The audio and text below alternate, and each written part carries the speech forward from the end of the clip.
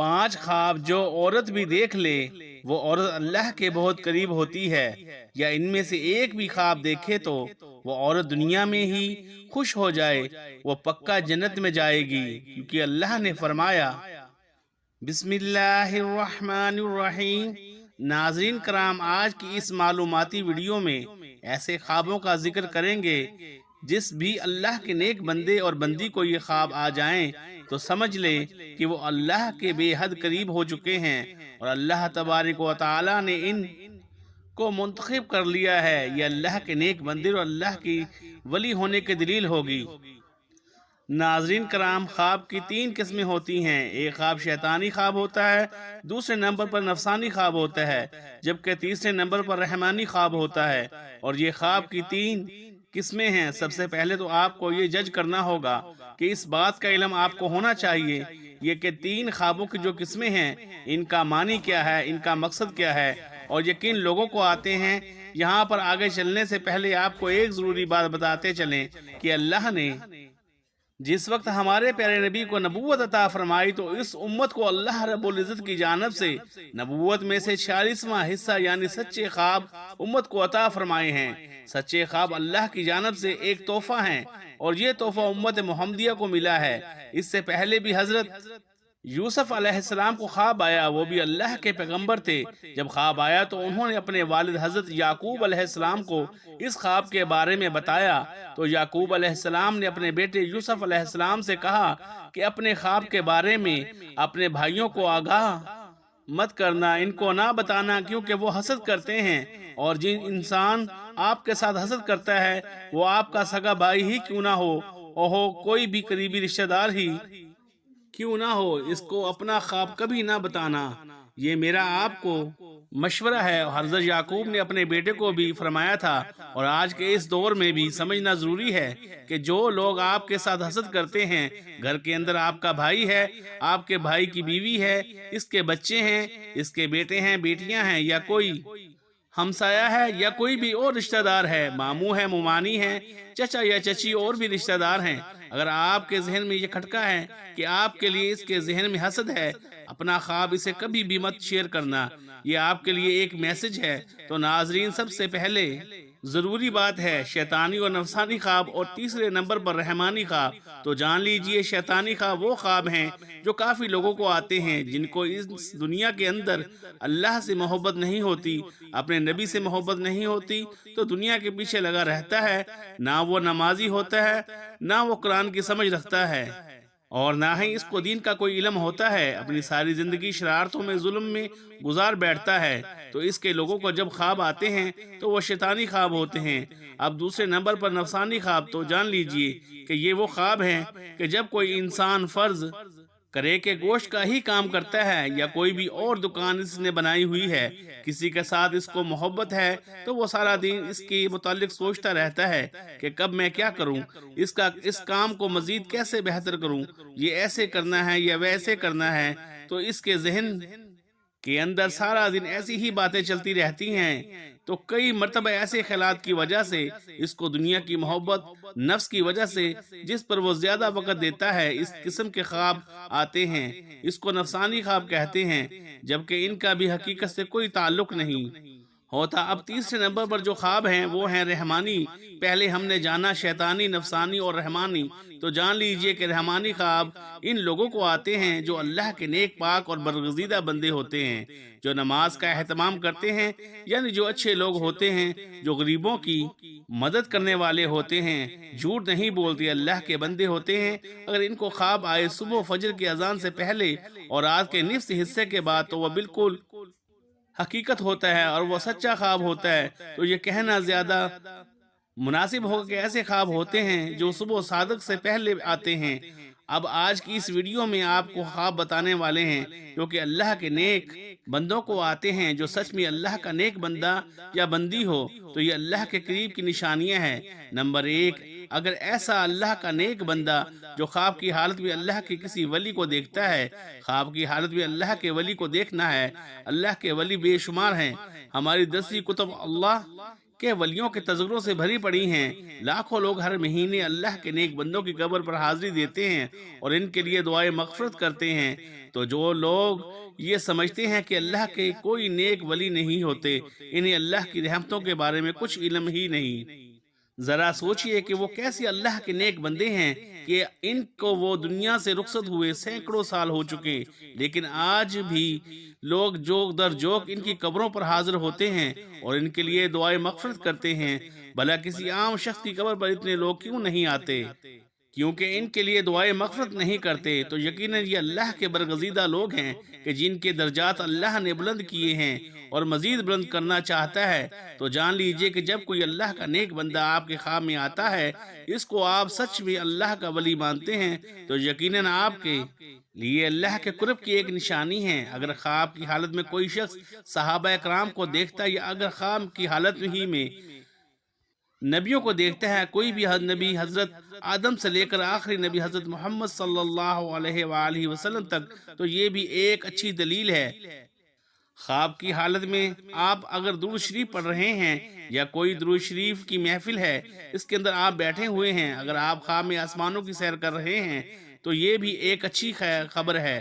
خواب کی حالت میں اگر آپ پل سرات سے گزر رہے ہیں کی حالت میں اگر روزہ رکھا ہوا ہے، خواب کی حالت میں اگر نماز پڑھ رہے ہیں، خواب کی حالت میں اگر قرآن پڑھ رہے ہیں، یا خواب کی حالت میں کوئی نیکی کا کام کر رہے ہیں، تو یہ اس بات کی دلیل ہے کہ آپ اللہ کے نیک پاک باز اور برگزیدہ بندے ہیں۔ آپ یہ بھی جان لیجئے کہ اگر پہلے آپ کا لگاؤ اسلام کی جانب بہت زیادہ نہیں ہے اور ایک نارمل دنیاوی زندگی بھی گزار رہے ہیں، ان میں سے کوئی ایک خواب آپ کو دکھائی دیتا ہے، تو سمجھ جائیں کہ آپ اللہ کی خاص نظر رحمت ہونے والی ہے اور آپ کوئی خاص مقام و مرتبہ ملنے والا ہے۔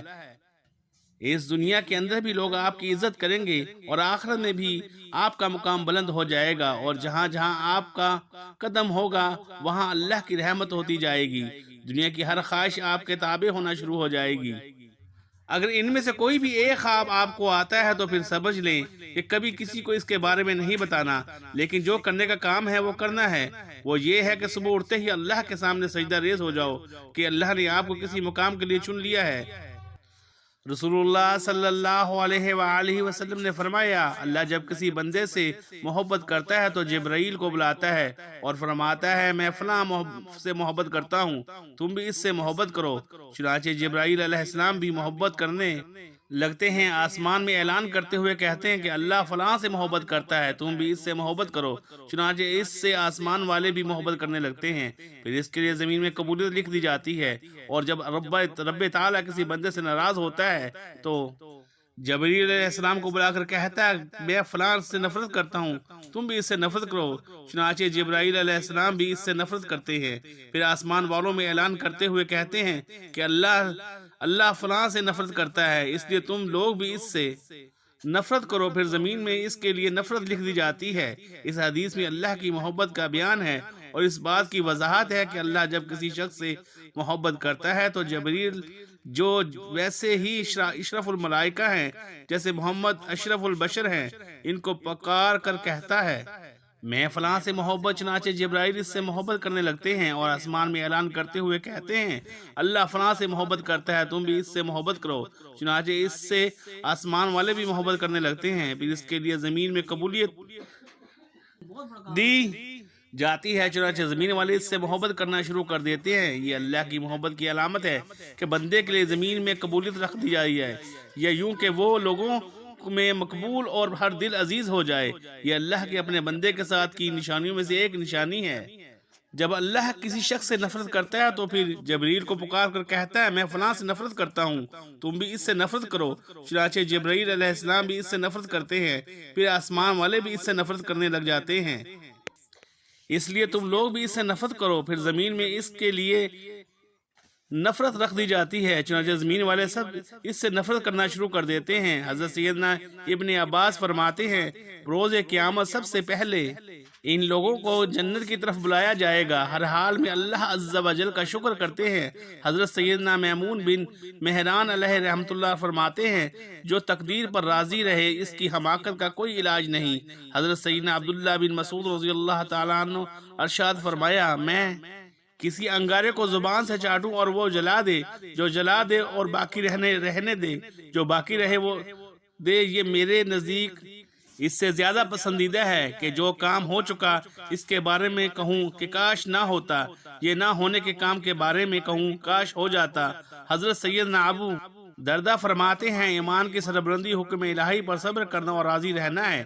ناظرین، یہ خواب جس آدمی کو آتے ہیں وہ آدمی اللہ کے بہت قریب ہے، تو آئے جانتے ہیں وہ خواب کون کون سے ہیں جن کی وجہ سے اللہ کا ولی ہونا اس کے لیے مشکل نہیں ہے۔ نمبر 1، خواب میں قرآن پاک پڑھنا۔ اگر آپ خواب میں قرآن مجید پڑھ رہے ہیں تو آپ اللہ کے بہت ہی نیک بندے ہیں۔ اللہ پاک آپ کو عنقریب بہت عزت دینے والا ہے اور آپ کا رتبہ اور شان اللہ بلندیوں کی طرف لے کر جا رہا ہے۔ اللہ پاک آپ سے راضی ہو جائے گا۔ اگر آپ خواب کی حالت میں قرآن مجید پڑھ رہے ہیں تو آپ کی عزت، آپ کی صفائی، آپ کی شان دنیا کی نظر میں اللہ کی نظر میں بہت ہی اعلیٰ ہے۔ یہ اس چیز کی علامت ہے، اس بات کی دلیل ہے کہ آپ ایک اچھے راستے پر چل رہے ہیں اور اللہ کے قریب ترین بندے ہیں۔ اور اگر آپ جوان ہیں، یعنی آپ کی یہ خواب جوانی کی حالت میں آتا ہے، تو سمجھ لیں اللہ اس کو اس دنیا میں ایک اچھا مقام اور رتبہ دینے والا ہے۔ یہ اللہ کی غیب سے مدد ہوتی ہے۔ نمبر 2، خواب میں نہانا۔ اگر آپ خواب کی حالت میں نہا رہے ہیں تو یہ بھی ایک اچھی بات ہے، اور ویسے بھی آپ جب نہاتے ہیں تو آپ دیکھیں کہ آپ کی غلاظت دور ہوتی ہے، گندگی دور ہوتی ہے، آپ کا جسم پاک اور صاف ہو جاتا ہے۔ آپ نہا کر باہر نکلتے ہیں تو بہت تر و تازہ ترین محسوس ہوتا ہے۔ آپ کا دن بھی بہت ہی، آپ اللہ کی جانب بڑھیں گے، آپ کی نیکی کی طرف رواں دواں ہیں۔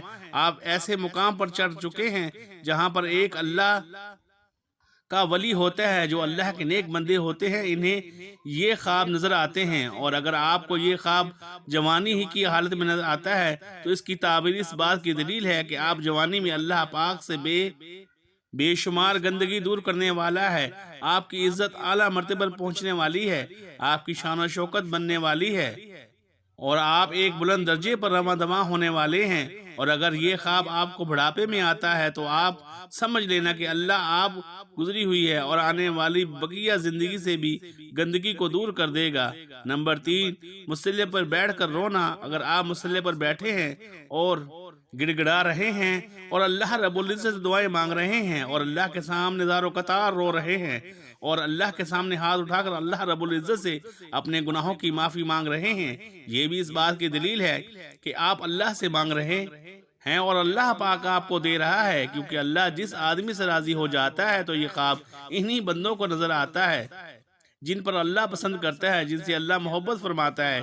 یہ خواب ہر کسی کو نہیں دکھتے، اللہ ان بندوں کو دکھاتا ہے جو بندگی کرتے ہیں اور جو اللہ کے سامنے رو رو کر گڑ گڑا کر رات کے اندھیرے میں جب سب لوگ سو جاتے ہیں تو جو لوگ اٹھ کر اللہ کی عبادت کرتے ہیں، اپنے گناہوں کی معافی طلب کرتے ہیں، تو اللہ ایسے لوگوں کی تمام دعائیں قبول فرماتا ہے اور ان لوگوں کو اپنی خاص بندوں میں شامل کرتا ہے تاکہ ان لوگوں کو یہ پتہ چل سکے کہ اللہ ان سے راضی ہے، ان سے خوش ہے۔ اگر ایک آدمی عام آدمی کی بات کریں تو وہ رات کے کسی بھی پہر میں اٹھ کر اللہ کی عبادت کرتا ہے تو وہ مسلسل نہیں کر پاتا، وہ کسی نہ کسی وجہ سے رک جاتا ہے، لیکن ایک اللہ والا کچھ بھی حادثہ ہو جائے، چاہے اس کی طبیعت خراب ہو جائے، اس کا دل کرے یا نہ کرے، وہ رات کے پہر میں اٹھ کر اللہ کی عبادت ضرور کرے گا اور اپنے گناہوں کی معافی مانگتا ہے، اللہ کو راضی کرتا ہے، اور ایسا شخص اپنی ساری زندگی اللہ کے راستے میں گزار دیتا ہے، اور یہی ہوتی ہے اللہ کے خاص کرم نوازی۔ تو اگر آپ میں سے کسی کو یہ 3 خواب آتے ہیں تو آپ اللہ کا شکر ادا کریں،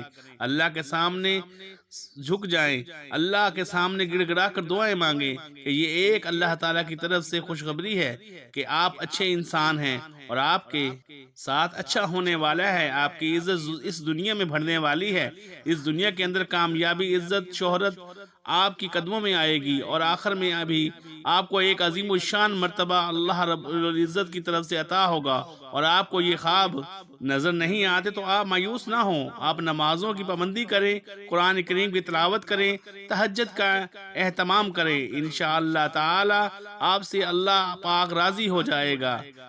اللہ پاک ہمیں دین کی مکمل سمجھ عطا فرمائے اور ہمیں نیک کاروں میں شامل کرے، آمین ثم آمین۔ ناظرین، کمنٹ باکس میں اللہ تعالیٰ کے 99 ناموں میں سے ایک نام ضرور ٹائپ کریں۔ اور ہمیں اپنی دعاؤں میں یاد رکھیے گا۔ جزاک اللہ خیرہ۔